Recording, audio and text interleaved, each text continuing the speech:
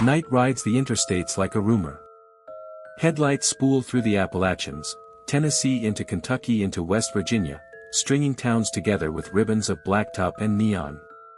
In the early 1980s, bodies began appearing on the margins of that ribbon, young women, many with red or auburn hair, left in culverts, on embankments, behind guardrails, on the far side of motel lots where the soda machines hum. They had no purses, no IDs, sometimes no names. Just the brutal shorthand the highway gives the dead, where they were found. Truck stops thumped with diesel and jukeboxes. Coffee burned in thick mugs. Men drifted between counter and cab, women drifted between survival and risk. Runaways chasing a different life, hitchhikers bargaining with luck, sex workers making rent one ride at a time. The roads were busy, the maps were messy, the jurisdiction lines were knives. A body in one county meant a case in one county, even if the killer drove through 5 states to leave her there. Patterns surfaced slow, then all at once. Red hair. Roadside. Strangulation or suffocation. Clothes in disarray. No one waiting at the precinct to report her missing, because her family had lost touch, or because she'd been living inside a silence the world rarely bothers to break. Detectives compared notes across phone lines that crackled with distance. Task forces formed, dissolved, reformed. The press found a name that stuck like burrs, the Redhead Murders. Panic traveled faster than proof. Women dyed their hair. Mothers called their daughters collect from pay phones. Rumors grew legs and walked through every truck stop in the region. Profiles followed. A man alone, midlife, living on wheels. A predator who learned the choreography of asphalt, where the cameras weren't, where the light failed, where a ramp offered fast exits and a county line offered cover. He hunted the places America pretends are neutral, interstates, motels, parking lots that belong to everyone and no one. And when the headlines dimmed, the killings did not so much stop as slip out of the column inches and into the cold case files where fluorescent lights buzz and boxes gather dust. Tonight, we go back onto those roads. We'll map the fear, the first bodies, the pattern that tightened, the suspects who almost fit, and the names we've learned since, too few and too late. This is a Southern Gothic written in mile markers and missing persons. If this grips you, like and subscribe. We begin where the asphalt meets the dark. The map changed first. Where two-lane blacktop once threaded through courthouse squares and coal camps, broad rivers of interstate carved the mountains, pouring speed into places that had always measured distance by switchback and season. Concrete flyovers leapt hollers in a single span, cloverleafs unfurled like metal ferns where pasture used to lay. The Appalachians became a corridor, lanes humming day and night, tractor-trailers rolling under sodium lights, mile markers ticking like a second hand no one could slow. Towns that had once been destinations became exits. With the roads came the rooms that belonged to the road, motor courts with doors that faced the parking lot, motels where the ice machine and the vending glow are the only nightlights, diners with coffee that never cools and counters worn to a low shine by elbows and time. Truck stops grew into small countries, fuel islands, showers, repair bays, cafeterias, a glass case of CB microphones and chrome accessories promising a brighter version of the same long haul. The soundtrack was Diesel Idol, a jukebox ballad, tire hiss when rain started, and in the background, always, a television tuned to news that came from very far away. The people of the road learned each other's orbits. Drivers walked with the fatigue and purpose of men whose schedules are written in miles. Desk clerks leaned on bells that never stayed silent for long. Cooks knew the orders of regulars by the sound of their boots. In the far corners of parking lots, where light failed and concrete gave way to scrub, other economies ran quieter, cash by the hour, a ride traded for a room, a handful of pills bought with a story no one questioned. The interstate made anonymity the cheapest commodity. You could check in under a name that didn't stick and check out before morning made you visible. Inside that moving world were women whose margins were already thin, runaways who had learned the grammar of distance faster than algebra, hitchhikers who trusted the quick arithmetic of a thumb and a hope, sex workers for whom the next truck meant rent, a meal, a week without a beating. They navigated a network of favors and threats, watched each other's backs when they could, and disappeared without paperwork when they couldn't. Families lost track in a haze of bus tickets and bad addresses. Shelters wrote first names in pencil because permanence was a luxury no one could promise. If danger came, it often arrived the way a storm does on the ridge, loud for a minute, then gone, leaving a silence that no one knew how to report. Law did not move as smoothly as traffic. County lines, invisible to tires, acted like walls on a desk. A deputy in one jurisdiction could shake his head at a body found 2 miles past his authority and hand the headache to a man he barely knew. State borders turned facts into luggage that didn't always make the transfer, files rode in trunks, phone calls went unanswered on weekends, and radios spoke dialects of procedure that didn't translate well. A body in a ditch was a case, 3 bodies on 3 ramps were coincidence until someone with the right map laid the pins close enough to see the pattern. No one was paid to do that full time. The technology of the day did not help. Cameras were for evidence, not for eyes at every entrance. Parking lots lived unrecorded, rest areas slept without witnesses. Databases were young and unfriendly, names misheard became names misplaced, birthdays guessed became ages that traveled badly from state to state. If a woman had no wallet and few people willing to call a precinct and insist she was missing, she could become a Jane Doe faster than any investigator could build a story out of the little she left behind, a t-shirt, a ring, a nickname, a rumor about a truck with a color someone wasn't sure of and a light that was wrong. The culture of the road taught its own rules, many of them good, none of them universal. Drivers warned each other over CB when a scammer was working the lot or a trooper hid behind a billboard. Diners kept a coffee warm for a kid whose bravado fell off in the midnight hour. But predators study etiquette the way others study schedules. They learn where light pools and where it doesn't, which exits offer fast return to the interstate, which counties look the other way when a fight gets loud, which motels ask for ID and which just take cash and a smile. A highway is a hunting ground if you are patient and cruel and your vehicle is your alibi. By the early 1980s, the economy itself pressed on the story. Layoffs in towns that had once believed coal and factories were forever, a rising trade in what numbed the ache, more people living from payphone to payphone and from promise to promise. Churches ran out of rooms, charities ran out of spare, the state ran out of patience. The interstates kept moving. In that churn, women fell off the edge of their lives and tried to climb back via on-ramps that offered more danger than mercy. When a body is found along a highway, the scene carries the silence of traffic.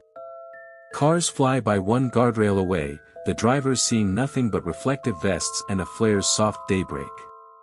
An embankment holds tire tracks and little else a storm won't erase. There is no living room to search, no neighbor to ask, no security camera clocking minutes into a narrative. A case like that begins with the end and works backwards through a thicket of maybes. It requires time no one has and attention no one budgets for women whose names have to be found before their killers can be. Appalachia added its own geometry to the problem. The mountains make pockets, counties tucked behind counties, hollers within hollers. An interstate cuts across that like a bridge in the air. Off an exit, you can be in a place that knows itself and is not interested in being known. A stranger in a big rig can pass through a dozen of those self-contained worlds without stopping long enough to become a story anyone tells. If he does stop, the story is his, not theirs. Yet even within that indifference, communities tried. Clerks scanned faces for repeaters who seemed wrong. Cooks kept watch on who left with whom. A trooper with an old instinct for pattern put a pin in a map because a detail felt familiar, hands bound the same way, the same kind of shoes, the same cigarette brand stuck like an afterthought on the shoulder. Bits like that build suspicion, but suspicion isn't proof, and proof needs time and jurisdiction and luck to hold. So the table was set, wide roads that encouraged movement without memory, a population of women who could vanish without the paperwork that makes a disappearance loud, a policing map that scattered clues like leaves in crosswinds, and a culture that, on its worst days, discounted the danger to certain women because of how they earned or how they traveled. A perfect hunting ground is not only about place, it is about indifference, private, public, bureaucratic, that lets a predator keep his schedule. By the time the press found a phrase for the fear, by the time the dye on a stranger's hair was still wet as she paid for her room in cash, somebody had already been at work, perfecting an itinerary. On-ramp, off-ramp. Cup of coffee. A proposal that sounded like rescue because it included a ride in a warm truck cab and a man who seemed to know the road better than anyone. Darkness, then a shoulder where grass grows high enough to look like mercy from a distance. And along these roads, red-haired women began to vanish, and appear again, in death. Snow lay clean along Route 250 near Littleton, West Virginia, on a gray Sunday in February 1983. Two seniors driving the back way saw what they thought was a store mannequin pitched against the ditch line, blank and indecent in the cold. It wasn't. The woman was naked, her auburn hair stark against winter grass. There was snow on the ground, but not on her, evidence she'd been placed there recently, carried from somewhere out of sight. Tire tracks. Footprints. Not enough blood for the place to be where she died. The sheriff's men took measurements and photographs, ziplocked the little that could become a clue. Cause of death undetermined. No purse, no ID, no name, only a location, a date, and the color of her hair. West Virginia would list her as Wetzel County Jane Doe, 35 to 45 years old, auburn hair, found February 13, 1983. The mountains exhaled, and traffic resumed. When a case begins at the end, investigators work backward into fog. They canvassed bars in Wheeling, roadside diners, a handful of taverns where a stranger might be remembered by her laugh or a borrowed cigarette. A bartender thought he recognized her. A passerby remembered a middle-aged white male near the scene the day before. The details stayed thin.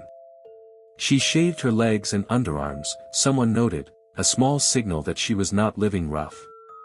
But a body beside a rural highway is a closed stage, no doorbells to ring, no apartment to dust, no clerk who checked her in on a form. Her file fattened with negations, not this missing woman, not that one, no match in the few databases that existed then. And in a different county, in a different state, a man with a map and no patience could have been already on the move. If February 1983 wrote the prologue, September 1984 wrote the first chapter everyone could read. Along I-40 outside West Memphis, Arkansas, where tractor-trailers funnel between states like steel migrations, workers found a woman at the roadside. Sweater only. Red hair. Strangled. She'd last been seen leaving a truck stop in West Memphis, possibly thumbing a ride. The press printed what the coroner would say, what the investigators would not. Lisa and Nichols, 28, estranged from kin, fingerprints finally tying her to a life 9 months after she died. Estranged does a lot of work in American crime. It means there was no one calling every precinct, no spare cash for a private investigator, no photograph on a local news broadcast anyone could agree upon. She was the first of the redheads to have a name, but not the last to be reduced to a place on the interstate. In those months between Wetzel County and West Memphis, the police blotter kept its rhythm. Runaways reported, then unreported. Women known to frequent truck stops, old euphemism, questioned, warned, dismissed. In Tennessee and Kentucky, deputies began finding bodies left just beyond the lanes, down a shallow embankment behind a guardrail, past the exit ramp where grass grows cheaper, inside a stand of scrub where you'd only look if you already knew where to look. Clothes partly on, partly off. Strangulation or suffocation in several cases, exposure finishing what the killer started in others. The details were ordinary in the worst way, each could be explained as a local crime, a local man, a local tragedy. It takes repetition to make the pattern undeniable. It takes red hair to stick in the collective mind. By early 1984, detectives from different jurisdictions were comparing notes by telephone, not yet in task forces but in favors. Got one with auburn hair near the ramp. Any ligature? Truck stop 3 miles back. These conversations lived off the record, because cops are conservative about patterns. Announce a serial too soon and you draw panic, announce it too late and you look blind. The women made the case for them, each discovery adding another point on the interstate map, each point stubbornly linked by lanes rather than by county lines. The word interstate itself became part of the MO.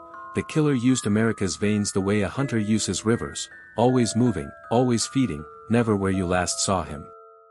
Lisa Nichols' identification gave the newspapers a face and a headline. The Wetzel County Jane Doe gave them a prologue and an adjective. Redhead. Not all the victims were bright copper, many were auburn, strawberry blonde, dyed, but the shorthand worked the way headlines always do, it compressed the thing into something you could fear without understanding. Women in truck stop restrooms reached for box dye. Hotel clerks looked a beat longer at strawberry hair under fluorescent light. Without an arrest, rumor becomes a detective with a megaphone. The CB channels, busy with their ordinary traffic, smoky reports, lane closures, weather south of Jellicoe, picked up a new thread, watch your six, there's a wolf out here hunting. And there were the ones without names, the Jane Does of Tennessee and Kentucky, found close to interstates, their stories amputated at the point of disposal. In Campbell County, Tennessee, down an embankment off I-75 near Jellicoe, a young woman with curly red hair would be found the first day of 1985, strangled, bound, likely dead for 3 days, but in late 1984, before the new year carved that separate chapter, similar scenes were already hardening into ritual. A blanket, a storm drain, a slope just steep enough to keep the curious from wandering upon her by accident. No one keeps a ritual that careful without practice. What distinguished these early cases wasn't theatrical cruelty, it was logistics. The killer knew his stage, where rest area lights failed, where motel cameras didn't exist, which on-ramps offered immediate return to speed. He chose women whose lives were already mobile, hitchhikers, sex workers, travelers between rooms, so that absence felt like routine before it felt like danger. He borrowed their anonymity, turned it against them, then counted on jurisdiction to sabotage memory. Local cops look for local motives, interstates dissolve, local, into 100 exit 23s that look the same at midnight. Inside the precincts, the files tried to behave. Arkansas put Nichols under I-40. West Virginia kept Wetzel under Route 250. Tennessee and Kentucky prepared their own folders. On the outside of each manila tab sat the quiet of official language, female, white, hair red/auburn, found roadside, possible strangulation.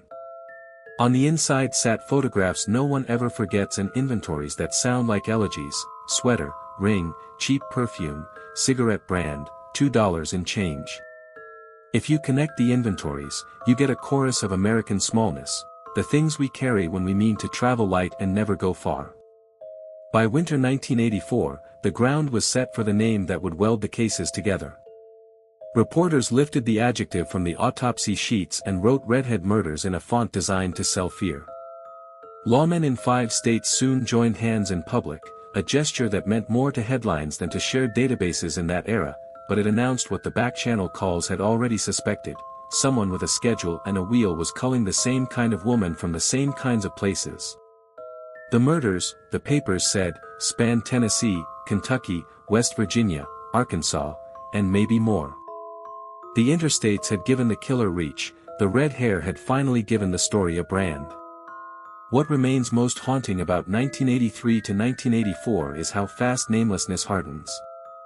A woman without ID becomes a Jane Doe becomes a rumor becomes a caution that outlives her by decades.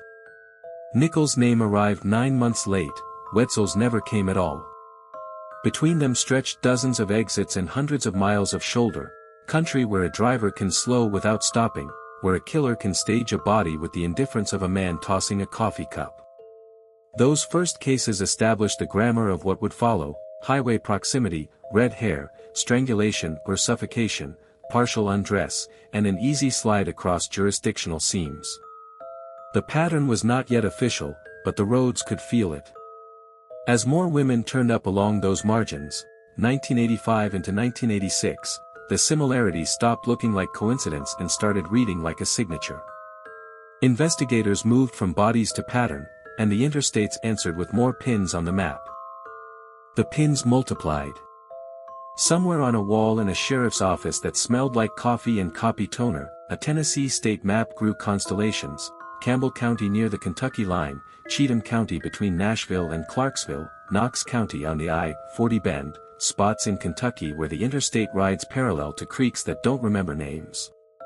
The lines between the pins weren't drawn with string, they were implied by asphalt. The road itself did the connecting. New Year's Day, 1985, opened cold and brute in the Cumberland foothills. Off a spur near I-75 in Campbell County, Big Will Gap Road, the kind of name a local can place by memory of gears and coal, road workers saw something thrown down the slope, not a deer, not a tarp. A young woman. Red hair curled against the frost. Ligature marks at the throat, wrists marked where someone had decided restraint was the cleaner ritual. Clothes partly there, partly not. No purse. No ID. The ground held a script even rain couldn't wash entirely: the tire tracks of a heavy vehicle where heavy vehicles normally do not stop, footprints in a confidence that suggested practice, a cigarette but too far gone to sing. She became a Jane Doe before supper. The case number learned to answer to the county's name. By March, another call, Cheatham County this time, off I-24, not far from an exit that promises fuel and little else. The body lay in a tangle of weeds where a plow truck would never bother. The same shorthand, red or reddish hair, strangulation likely, clothing misarranged in that way which says someone needed control more than chaos. Decomposition offered the investigators an alibi for ignorance, details smudged, cause of death advanced to, consistent with, rather than, certain. The small inventory that outlives the body still existed: a ring without engraving, a cheap sweater, a pair of shoes that were either a size too big or had been bought in a hurry by someone who didn't care. Whoever brought her here had not chosen the spot for symbolism. He had chosen it because it was close to an on-ramp. Knox County added its folder. Kentucky added 2 more. The radio chatter changed tone. Detectives, who by habit dislike the word serial because it calls reporters like sugar calls ants, began speaking in ways that avoided the word while bowing to its meaning. Our case resembles others. We're comparing points of commonality. We're not prepared to rule out a linkage. A pattern is a fragile thing until it isn't. In the spring of 1985 it hardened, not because the killer improved, but because the road keeps a cadence, and the cadence had become unmistakable: highway shoulder, red hair, strangulation/suffocation, partial undress, the killer's quick return to speed. The victims were mostly strangers to the counties where they were found. That is the interstate's cruel magic. You can die in a place you never lived, and the paperwork will treat you as if you did. Your absence is a column of blanks, not an alarm. Missing persons clerks in other states kept their own lists. They pinned flyers to corkboards and taped them to break-room walls in shelters.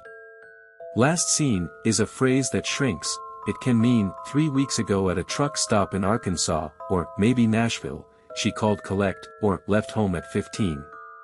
By the time someone tries to close the distance has acquired a corpse. Task forces formed, as they must when the pins touch state lines.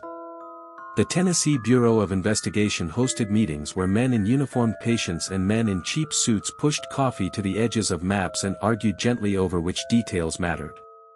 Hair color. Important, but hair can be dyed, and Auburn is a wide village. Ligature. The knot tells more than the rope. Vehicle. Big enough to hide in and sit high, but half the highway rides like that. They made a matrix: columns for cause of death, columns for clothing, columns for jewelry, columns for condition of the scene, then squinted as boxes filled in like a negative resolving in a tray. The dots would not make a face, they did make a hand. The FBI was invited in and, with professional caution, sketched a man. White. 30s to 40s. Mobile, either by job or by choice, comfortable in the dull hours between midnight and dawn. A habit of choosing victims of opportunity who lived at the edge of attention: hitchhikers, sex workers, travelers between rooms.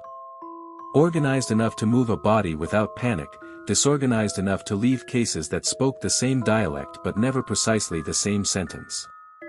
The profile was not a revelation to the locals, it was a permission slip to say out loud what they'd been thinking. He was probably a driver. Driver is both a job and an alibi. A long-haul trucker knows the distances between cameras before cameras existed everywhere. He knows which rest areas have a blind corner where a promise can be made and broken without a witness. He knows the motel that takes cash and asks no questions because questions are work. He knows how to leave a ramp that appears to go nowhere and ends up on a frontage road where, for 5 minutes, he owns the world. He also knows, if he has hunted before, what a county line buys him, how a jurisdictional seam can split a pattern into pieces that never get sewn together. If he drops a body in County A after picking her up in County B and drives to a shower in County C, then the investigation becomes 3 men who do not share a boss discussing a ghost over the phone. And yet the pattern asserted itself in subtler ways. Several victims had reddish hair that looked natural under fluorescence, an illusion, sometimes, but enough to attract a type. Several wore items bought cheap in roadside shops, a few had the same drugstore perfume on their clothes. More than one carried a scrap of paper with a number that connected to a pay phone later checked and found clean. The killers seemed to prefer a conversation that could pass for kindness, a ride, heat, music, a voice the women could tell themselves sounded like safety because it did not sound like threat. Predators study reassurance like other men study schedules. The morgue work was patient and humiliating. Identifying a woman whose face had surrendered to weather and time means betting on small stubborn facts, dental work recognizable to a dentist who might have moved, a healed fracture remembered by a mother who could still pick up the phone, a tattoo that meant one thing to a lover and another to a coroner armed only with a loop. Photographs, cropped and adjusted, circulated through departments and sometimes the press, eyes shaded, jawline guessed. Phone calls dribbled in, my sister, my friend, a girl we knew in Memphis, a hitchhiker from the shelter. Most calls died in the first cross-question. A few did not. But for every Lisa Nichols whose name arrived, there were 2 bodies the road called by county first and never by anything else. Investigators tried tricks the textbooks bless. They staged reverse stings at truck stops, plainclothes officers posing as bait, eyes on the lot, plate numbers scribbled from inside diner windows. They pulled men with complicated answers off the road for equipment violations and built short conversations into longer interviews. They ran CB radios, listening for a voice that boasted off speed, for a handle that came up too often at the wrong exits. They kept notebooks of white male drivers who had jobs that ran the Tennessee-Kentucky-West Virginia triangle and histories that ran to violence. They asked motel clerks to notice, gas station attendants to write down, cooks to remember. The case still outran them, because it lived in motion. A quiet debate grew inside the task forces, one killer or many. Hair color is a poor unifier, some argued, too broad, too magnetic to rumor. But method has a fingerprint, others countered, and this method read like a primer on predation, strangulation or suffocation that left little blood to manage, disposal within minutes of an on-ramp, control exerted more than spectacle performed, the selection of women whose absence did not trigger a siren. Copycats exist, yes, but copycats usually copy the flourish, not the discipline. This killer's flourish was the discipline. The pattern had seasons. Spates of discoveries would cluster along particular interstates, then lull as headlines raised the temperature of the room. Fear changes a landscape, truckers look twice, clerks ask for ID they omitted last week, women warn each other in bathroom stalls with messages carved into metal. A cautious predator adjusts. He drives a different arc for a month. He takes a stretch of U.S. highway instead of the interstate. He waits for the dye in the hair to fade back to red under brown. Then the pins begin again. Inside the press rooms, copy editors learned a phrase that fits snugly in a single column, Redhead Murders. It carried everything a headline wants, color, menace, a serial vowel. Reporters loved it, detectives did not. Branding a series has 2 effects, it aligns cases that do belong together and it invites the public to deliver a dozen that do not. Tips multiplied, most of them well-meant and useless: a redhead hitchhiking near Hopkinsville, a trucker with a temper in a bar off I-40, a man who dyed his beard and liked to talk about knives. Sorting the flood became a job inside the job. Between 1985 and 1986, task forces held pressers that promised cooperation and delivered photo backdrops, state seals, stern faces, the choreography of seriousness. Cooperation did improve: shared bulletins, composite lists, a decision to push probable victims into a single stack instead of leaving them to county fate. But the tools were still blunt. DNA existed only as a thought, databases sulked like unbroken horses, fingerprints traveled by mail, morgues traded Xeroxes. Against a mobile killer's clock, the analog pace felt like a taunt. What did not move slowly was dread. Women with red or auburn hair dyed it, or wore caps, or swore oath after oath to never accept a ride no matter the weather. Runaways called home and hung up when a voice they loved answered. Shame is a hard thing to talk around. Sex workers shared what intel they had, this rig, that lot, that man's tone, and watched as the world punished them for surviving. Truckers, who had built a culture of mutual aid, found themselves under a dull, generalized suspicion that soured coffee. Motel clerks started keeping logbooks on their own, makes, models, times, even if the state didn't ask, because sometimes memory needs paper to make it brave. Even the small forensic consistencies began to whisper a signature. In several cases, the knot at the wrists was practical rather than fancy, a hitch that could be tied quickly in cramped space, a knot you learn because rope teaches it, not because a Boy Scout handbook did.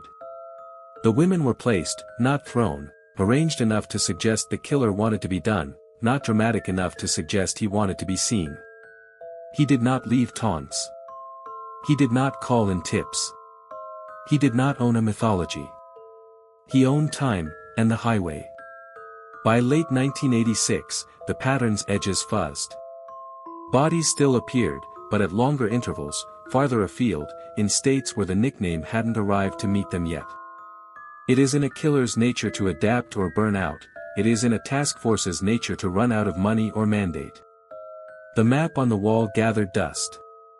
The pins stayed. The men in those rooms told themselves the lull meant pressure worked, or the man moved, or, merciful thought, someone had arrested him on a different charge in a different county for a different woman and he would die in prison without anyone pinning his name to this work. Hope is free, it was the one thing the budget never cut. The road does not confess. It only offers access. What the years 1985 to 1986 proved was not the killer's genius but his comfort. He knew America's machine and hid in its hum. Investigators, in the face of that comfort, did the only thing they could, give the fear a shape and chase it. The shape hardened into a headline that stuck.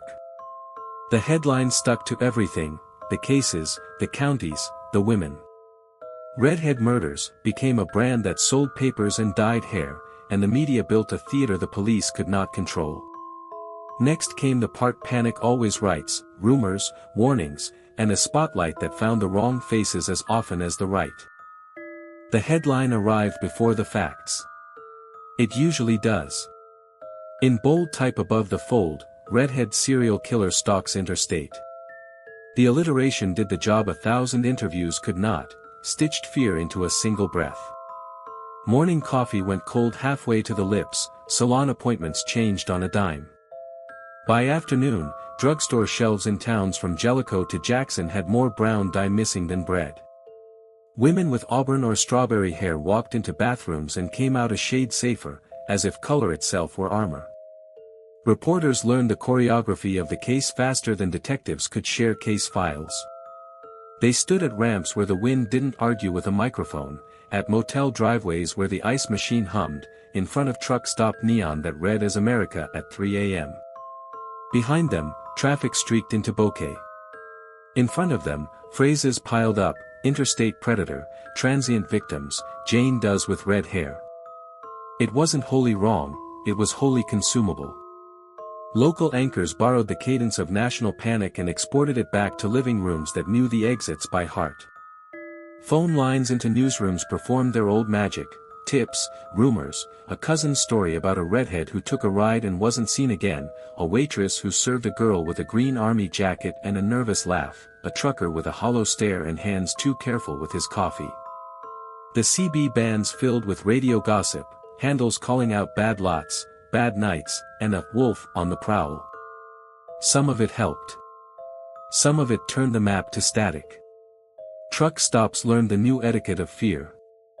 Clerks kept a second logbook they hadn't bothered with before, plate numbers, colors, times, because memory has to sit somewhere to matter tomorrow.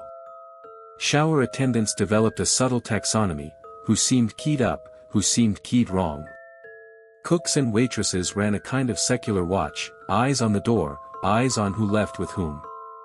Warnings were passed in private, don't take the back row tonight. Watch the fuel island after 12. He's asking for rides to the next state. In the women's restroom, messages carved into metal multiplied, phone numbers for shelters, one-sentence weather reports from the road, bad vibe, exit 143, a plea with a date and no name, if you see me, call home. Paranoia is a crude instrument, but it can be useful. It also has a way of pointing the camera the wrong direction. With the Redhead Murders came a second suspect, every long-haul driver.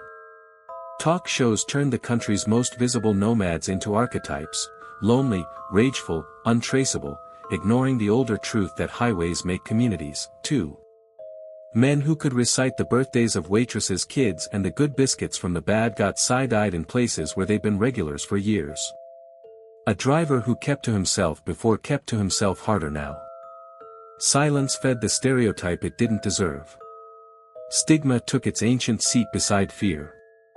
The women the killer chose, runaways, sex workers, hitchhikers, were introduced to viewers with adjectives that made their deaths sound like conclusions rather than crimes. Transient. Wayward.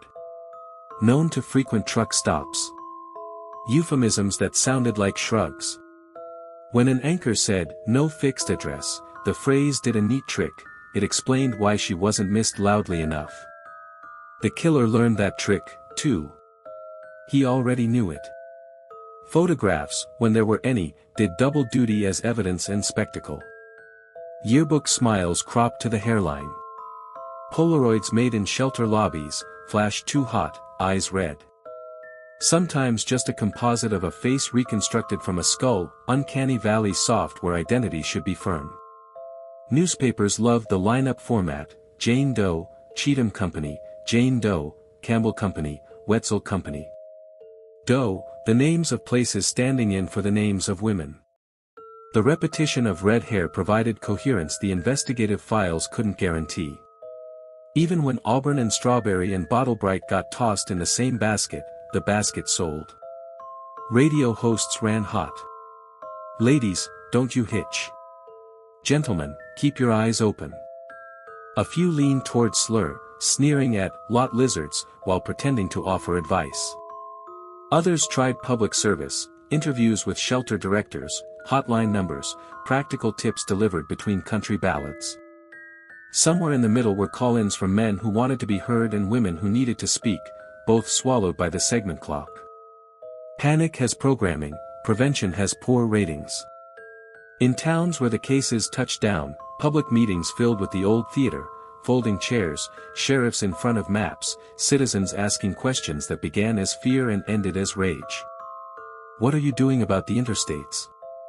Why aren't the states talking to each other? Why doesn't anybody know who these girls are?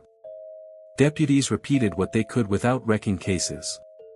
Mayors promised the usual, more patrols, brighter lights, a task force that would meet as often as necessary and then as often as funds allowed. Lights did get brighter in a few rest areas. Patrols made more loops. The killer adjusted his itinerary by a county and a month. Salon chatter became barbershop doctrine, dye it, pin it up, wear a cap. Beauty stores saw a run on browns and blacks, stylists booked emergency appointments, women who walked in copper and walked out chestnut, telling themselves they had outwitted a man they had never seen. It did something, if only to the mirror, handed back control where the news had taken it. A red-headed mother stood over a bathroom sink with a box dye and told her daughter that fashion was a luxury for a better year. Hair became a weather vane for fear. At the edges of the story grew the opportunists. A private investigator offered trucker surveillance packages to worried families. A tabloid stitched 3 unrelated deaths to the Redhead brand because the county name sounded right and the photographs looked good on the page. An out-of-town preacher announced a revival for endangered women, set up a tent, and passed a plate heavier than his sermon. Panic fattens certain wallets. The women at the center of it stayed thin. Not every headline harmed. A handful of pieces did what journalism is for, humanized the dead. A reporter sat with a mother and learned the real last name behind a high school alias. Another found a teacher who remembered a girl's essay about Nevada and freedom. One photographer refused to crop the pictures to hair and gave readers hands, eyes, a chipped tooth that was somebody's life's milestone paid for in installments. Those stories moved tips that mattered and softened a few hearts that had hardened around the word transient. But one good article cannot silence a chorus that prefers a scare. Law enforcement learned and limped at the same time. Public fear pressured agencies to share, and some did, joint bulletins, interagency calls, a move toward mapping cases on a single board instead of a dozen county clipboards. But press conferences also forced timelines that evidence did not respect. Announce a linkage too soon and you stitch in the wrong case, wait too long and another body turns up beside an exit whose number you already know by feel. Chiefs and sheriffs stood under flags and managed the optics of not knowing yet. This was the Gothic of the highway, neon, rain on warm asphalt, a late-night knock on a motel room door, a woman deciding whether the promise in that knock was safer than the promise she'd made herself to stay put. The public's fear made folklore, as it always does, tales of a red-headed hitchhiker who vanished in a rig and reappeared as a warning on a CB channel, a truck with a distinctive stripe seen at 3 scenes and at none, a man who dyed women's hair himself before killing them. None of it could be proven, all of it felt truer than the silence. Amid the panic, a quieter, useful question started to surface in odd places, teacher lounges, church basements, newsroom sidebars. What would it take to think like him without becoming him? How do you lay a logic grid over the interstates and predict where a man who hunts habit will go when the schedule turns? Not everyone asking was a cop. In a community college classroom 100 miles from the nearest press conference, a criminal justice instructor pushed desks into a horseshoe and handed out clippings, maps, and pushpins. He asked his students to build a pattern out of panic. The press had named the fear, the public had dyed their hair, the police had formed task forces and learned to speak in careful phrases. Next, unexpectedly, a classroom in Tennessee tried to think its way onto the killer's road, students drafting a profile that would echo the FBI's and, for a moment, cut through the noise. The map on their wall was the same kind found in sheriff's offices, creases like rivers, counties shaded to look friendlier than they are. But this wasn't a command post with radios and badges, it was a community college classroom in Tennessee, fluorescent lit, chalk dust turning the air soft at the edges. Jerry, Blue, Crumb, ex-cop posture, teacher's patience, pushed the desks into a horseshoe, taped highway printouts to cinderblock, and told his criminal justice students to do something the grown-up world had not managed yet, think like a hunter without becoming one. They started with what the newspapers had named, red or auburn hair, roadside recovery, strangulation or suffocation, clothing disarranged but not staged for theater, the interstates as arteries and disposal sites as off-ramps to anonymity. They ruined a stack of pushpins and lengths of red thread, arguing inches the way detectives argue jurisdiction. A pin for Campbell County, I-75, a pin for Cheatham, I-24, a pin in Arkansas because the interstate doesn't care which state the classroom sits in. The threads described the killer's itinerary better than his biography: night work, distances between fuel and exit, a preference for shoulders the plow trucks ignored. They added columns to the chalkboard, a student's version of a task force matrix: cause, hair, last seen, dump site, ramp distance, county line proximity. The board filled like weather.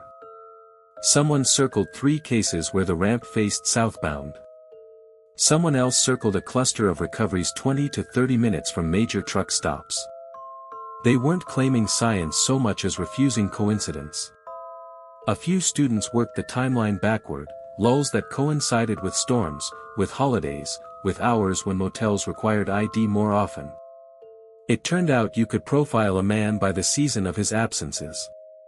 Blue made them put their instincts into sentences. "He knows the rooms of the highway," said one, female, a waitress on weekends at a place that kept coffee hot for men who lived on miles. "He talks first," said another, "not a snatcher, he sells safety." A former army mechanic drew a box around control and wrote under it, "Not simple, fast, placement neat, low risk of blood." A quiet student in the back, who had grown up a county over from one of the scenes, added a detail that isn't in textbooks: "He smokes, probably menthol." Everyone laughed. He pointed at 3 case summaries where brands were mentioned. It wasn't proof. It was a scent. By mid-semester they had a profile they were almost embarrassed by, not because it was sensational, but because it was so ordinary that it hurt. White male, mid-30s to mid-40s during the active years. Lives out of a vehicle, likely employed in long-haul or regional trucking. Socially isolated in ways hidden by the job's constant motion. Comfortable approaching women in liminal spaces, lot perimeters, ramps, fringe motel rows.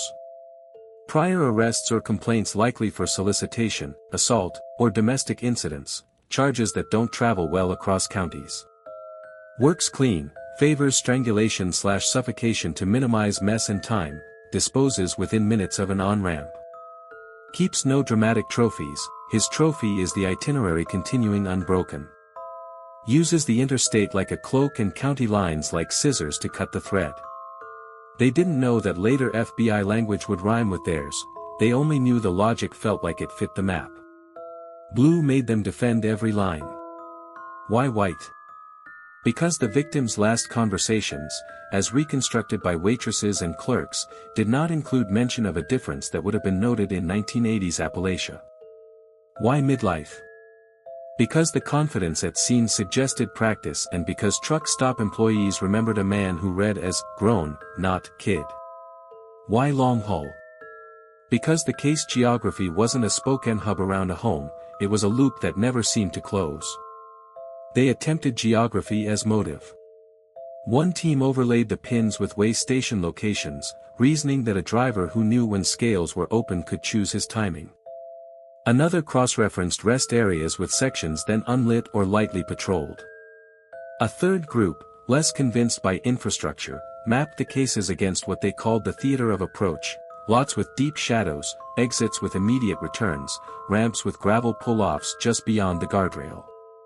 The pattern that emerged wasn't a signature flourish, it was discipline.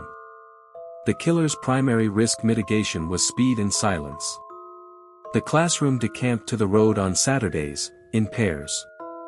They ate pie under buzzing lights and asked questions without badging themselves as anything but students. Waitresses told them which booths made you invisible to a man with a plan. Cashiers explained the rhythms of ID checks and why certain motels asked and others didn't.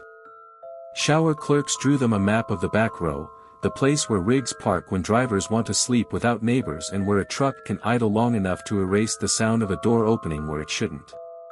They brought those field notes back and wrote them on the board as if they were case law. A handful of women in the class taught the rest a hard grammar, how offers sound when you're tired, broke, and balancing safety against weather, how kindness can be a tactic, how you choose between a ride in a cab and a walk through a lot where men look at you as if you're inventory. Their contributions sharpened the profile's voice. He doesn't need to be charming, one said. He needs to be plausible. When local press got wind of the project, a feature about students hunting a serial killer practically wrote itself. The class found itself translated into headline in sound bite. Blue hated it, but he understood the barter. Attention might shake tips loose. Cameras loved the map, the pins, the thread. Reporters loved that the student's draft profile sketched a driver who could be anywhere and nowhere. For a week the phones rang in the department office, truckers' ex-wives, clerks with memories, men who wanted to help, men who wanted to confess to nothing in particular. The class learned the detective's first discourtesy: most tips are hope looking for purpose. Some deputies rolled their eyes, kids and string, and some did worse, taking offense at the implication that a classroom could do what budgets and badges hadn't. But a few detectives drove over after hours and looked in quiet. They traced threads with forefingers and didn't say much, which is how praise sounds in those rooms. One borrowed a copy of the student's matrix and brought it to a task force meeting. Another called Blue later to say the profile matched the one the bureau had just shared, down to the age bracket and the job. The official world and the unofficial had landed on the same silhouette. The project's value wasn't clairvoyance, it was coordination in a vacuum. A classroom could do what jurisdictions, hamstrung by lines and politics, struggled to. Students didn't care who got the credit or whether a case belonged primarily to County A or B, they followed behavior. They could put pins in Arkansas and West Virginia without asking a colonel's permission. They could draft a memo without letterhead that still traveled faster than an interoffice envelope. Their limits showed, too. They had no access to autopsy reports beyond what the press printed, no chain of custody evidence to confirm or deny the board's neat columns, no authority to sit in a back booth and run plates or pull a man aside for questioning. The class could simulate a task force, it could not serve a warrant. They were playing chess with a shadow, and the shadow, in life, moved faster. Blue, whose nickname came from a lifetime in uniforms and a denim shirt collection that refused to quit, kept pulling them back from romance. "Don't turn him into a genius," he'd say. "He's a man with a schedule and a cruelty. He's not magic." The reminder mattered. Panic makes monsters larger than their methods. The class's gift was to reduce the myth to a plan, where he hunted, perimeters, when, late, low traffic hours, how, approach, control, quick disposal, why here, because interstates are systems that excuse movement. At semester's end, they wrote an executive summary in plain language and mailed copies to departments that had lost daughters to their map. It wasn't a manifesto. It was a long memo about the behavior of a man who used America's roads to hide, and a nudge toward the kind of interagency habits that might catch somebody like him next time: shared bulletin formats, unified descriptors, a single liaison for lot clerks and motel managers, a habit of mapping not just bodies but approach theaters. The press attention faded. The dye in bathrooms grew out and showed red at the part again. The class returned to midterms and other crimes, inchoate ones, solvable ones. For a few weeks, though, their pins and thread had given the story a different grammar. They proved that thinking together is a form of search, that pattern-making, done humbly, done with the road's own logic, can cut through the static of panic and politics. Their profile did not stop the killer. Profiles rarely do. But it did what blue lights and headlines hadn't yet managed: it handed investigators a map that felt like the one the hunter was using. And still the interstates kept their speed. Even a good profile cannot cuff a ghost. What came next were men who almost fit, confessions that almost held, and leads that looked right until they didn't, the long gallery of suspects, recantations, and false roads that define a cold case as much as its crimes. Suspects stepped out of the glare and then vanished back into the headlight wash. That is the rhythm of highway cases: someone almost fits, almost holds, and then the facts pull away like taillights in rain. The man who cast the longest shadow was a trucker out of East Tennessee, Jerry Leon Johns. In late 1985, he picked up a red-haired woman near Knoxville, bound and strangled her, then dumped her in a storm drain-off, certain she would die. She didn't. She crawled back to life and to a telephone, and her account put Johns behind bars for aggravated kidnapping and assault in 1987. For years, officials said Johns wasn't their redhead killer. He fit the choreography, but not the calendar, not the whole map. Then the science changed the room. DNA tied Johns to Tina Marie McKinney Farmer, the red-haired 21-year-old found bound and strangled off in Campbell County on New Year's Day 1985. In 2019, a Campbell County grand jury said that if Johns were alive, they would indict him for Tina's murder. He had died in prison in 2015. The verdict became conditional, stamped with the grammar of the dead, would have been. The survivor's name, Linda Shack, never left the files. Her account and injuries matched the pattern later attributed to Tina Farmer, approached on the roadside, calm voice, plausible offer, a sudden turn to control, ligature strangulation, disposal within minutes of an on-ramp, red hair the highway could see even at night. Investigators have aired, carefully, the obvious question: if Johns killed Tina, how far does his road run? They have not said he is the redhead killer. They have said he is at least a redhead killer. On the interstates, those articles, decide the shape of a manhunt. Johns wasn't the only driver who drew a circle on the task force map. In early 1986, another trucker, 30-something, working Pennsylvania and the Midwest, was flagged after abducting and raping a woman in Indiana. Tennessee authorities looked hard, he was questioned and then cut loose. Headlines recorded the whiplash in 7 words, "Trucker not a suspect in Redhead Murders." In that era the press named suspects as quickly as police unnamed them, the public kept the first name and rarely the second. Beyond the narrow aisle of likely men, the decade itself made noise. The 1980s were the golden age of the false confession, with wanderers like Henry Lee Lucas closing murders they couldn't possibly have reached. Police culture was still learning how to sift attention-seeking from evidence, how to resist the relief of checking a box. That atmosphere did not spare the Redhead files. Departments entertained off-target confessions and near misses, investigators burned hours and miles on men who wanted to star in a story they hadn't written. The case didn't collapse under those side shows, but they did what side shows always do, they slowed the main act. Even the roster of victims proved slippery.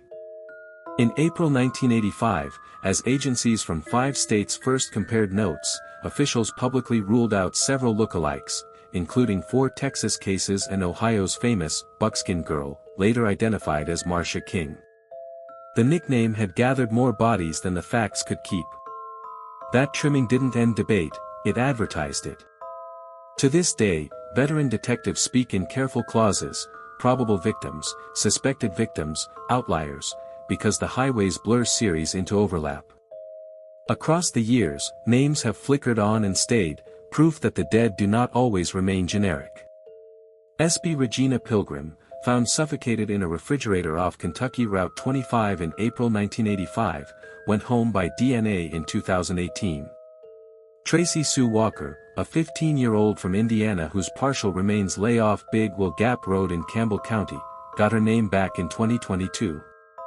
Michelle LaVaughn Inman, skeletal remains recovered off I-24 in Cheatham County in March 1985, was identified in 2023 through forensic genealogy.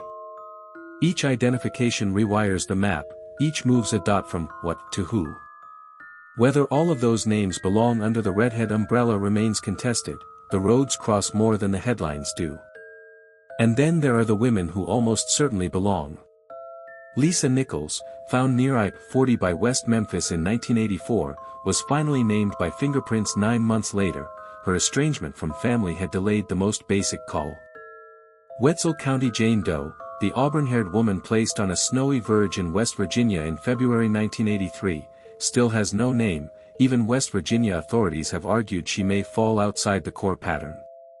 The core itself remains porous, defined by red hair, roadside disposal, strangulation or suffocation, partial undress, a window between the pickup and the dump that looks like the time it takes to get from one ramp to the next. What about one killer versus many?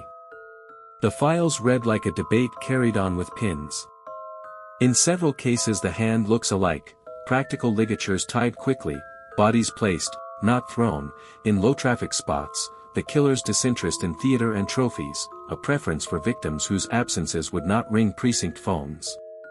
In others, the scene shows different levels of violence, an outlier in weapon or staging, a geography that suggests a separate loop. By the mid-2010s, even as genetic genealogy began giving the victims back their names, reporters and investigators were careful to say the quiet part out loud: the Redhead Murders might be more than one man's work. The nickname is a basket the press wove and the facts only partly fill. Why did the suspects slip?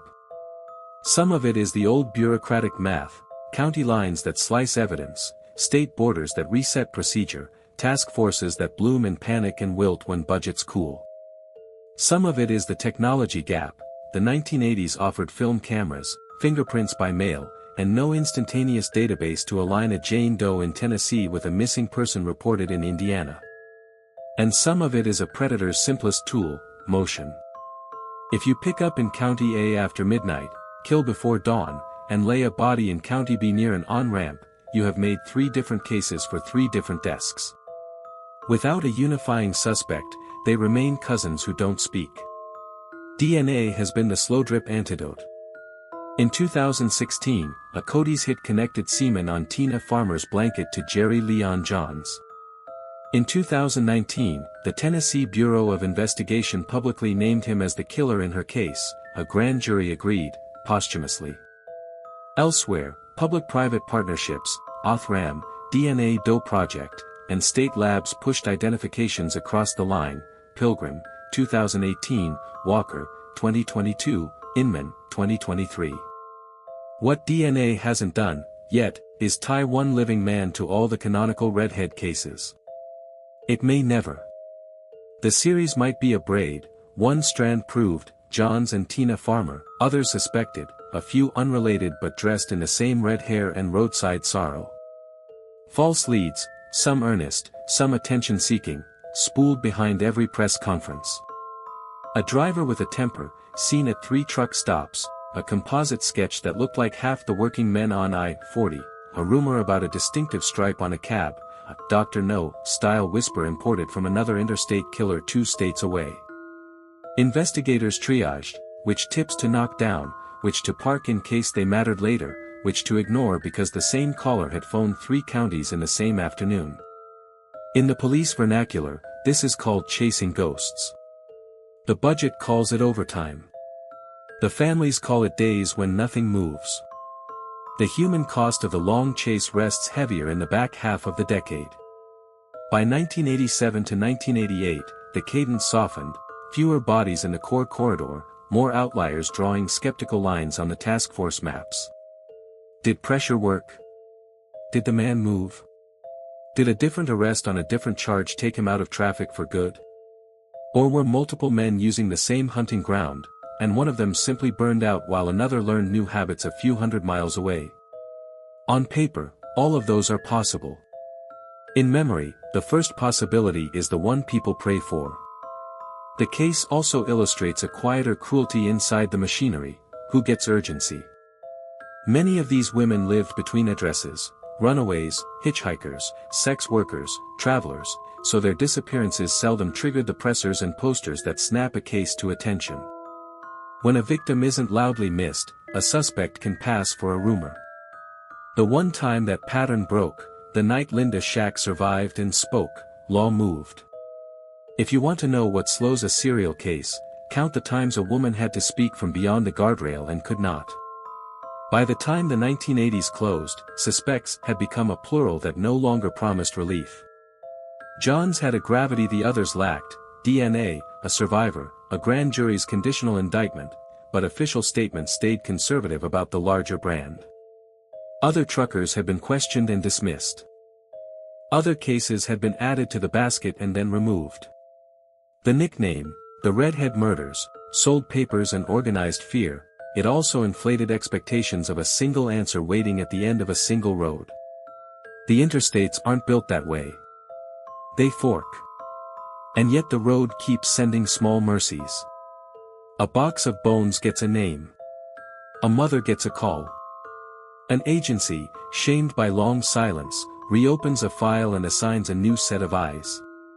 A class in Tennessee draws a profile that looks a lot like the Bureau's. A blog post nudges an analyst to request an old fingerprint card that confirms what a family suspected but could not prove. Each mercy is specific. None of them are enough. Together, they lower the noise and increase the chance that the next suspect won't slither back into the dark. When the headlines dim and the hearings end, what remains are the women, the ones with names and the ones still borrowing county lines for identities, and the miles of asphalt that carried a killer away. The last chapter in this story is not a suspect, it's a reckoning with forgotten women and endless roads, and the stubborn work of naming the dead so the living can finally sleep. When the sirens are gone and the tape is wound, the scene is always the same, a slope losing its shape to weeds, a guardrail catching the flicker of passing light, a mile marker that means nothing to most people and everything to one family. The highway never keeps a shrine. It keeps a schedule.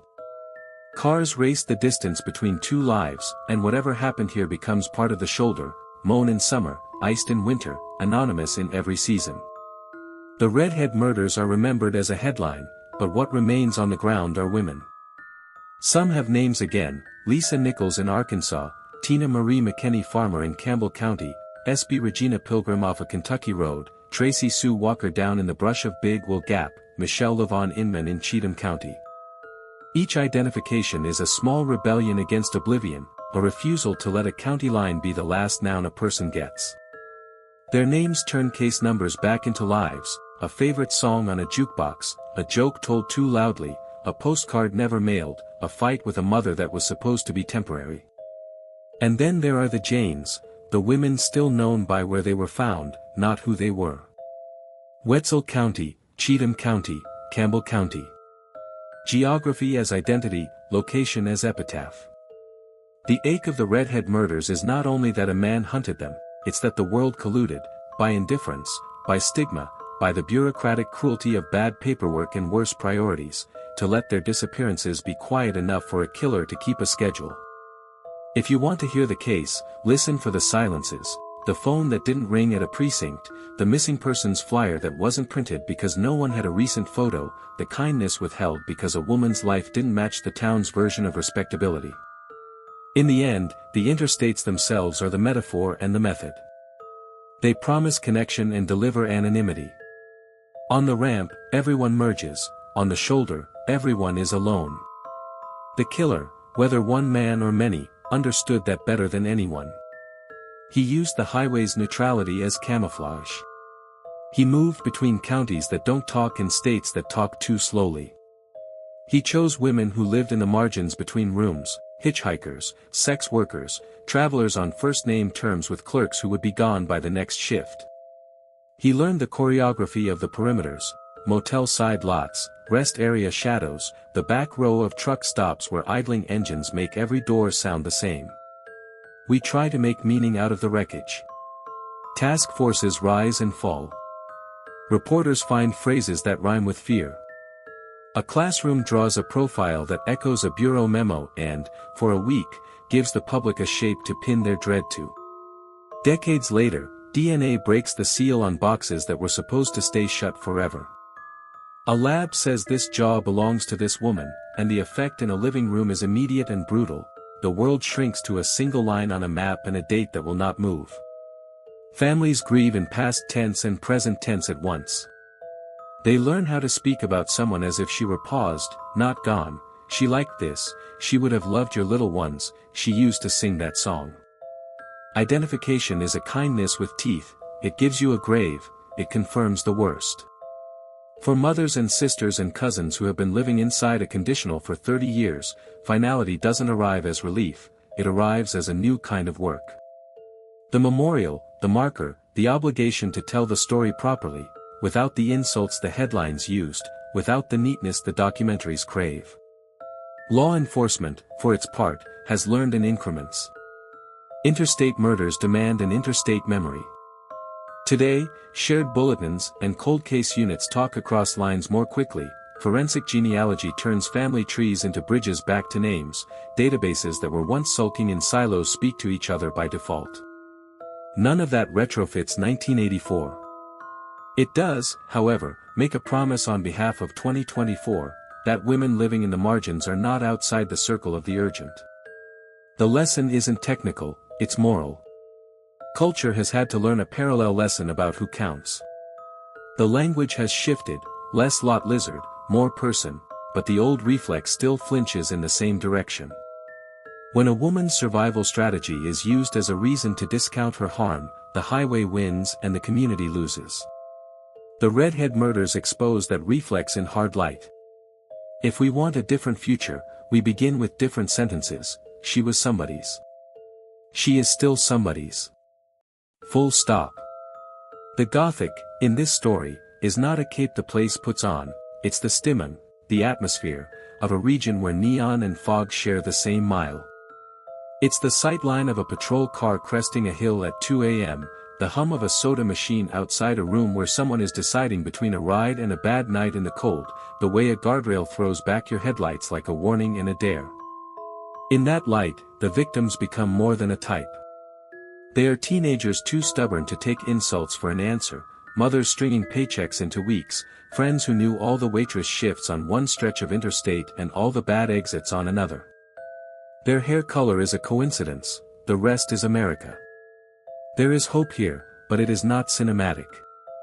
It's the slow hope of names returned, a call from a detective who finally has a match, a grave that gets flowers instead of weeds, a brother who stops driving a certain exit and starts stopping there to sit a minute, a case file that moves from the bottom of a stack to the top because a new set of eyes refuses to be bored by old paper. Hope is a lab technician staying late to rerun a sample from a blanket saved in 1985. Hope is a waitress, now retired, remembering a face and calling a number she clipped from the paper because she was raised to finish what she started. It is tempting to want one ending, one killer, one confession, one sentence that satisfies. The highway's refuse that shape. They braid. They send us one man we can name, dead now, but tied to at least one of the dead, and a dozen others who almost fit, almost confess, almost hold. The responsible way to close is to say the quiet part plainly.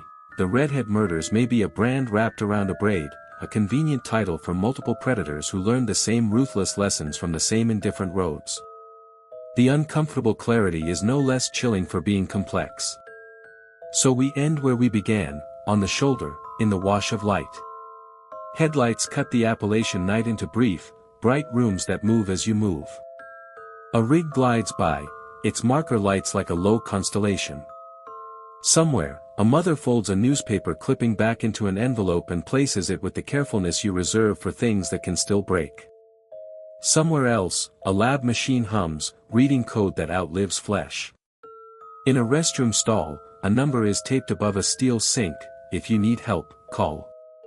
Final image, 2 lanes curving toward a gap, fog pooling in the saddle, the white lines unspooling as if the road had all the time in the world. It doesn't. Neither do we. The Redhead Murders remain a chilling reminder that some killers walk free, and some victims never find their names. It is a family of tragedies, tied by blood, by hair, and by the silence of forgotten highways.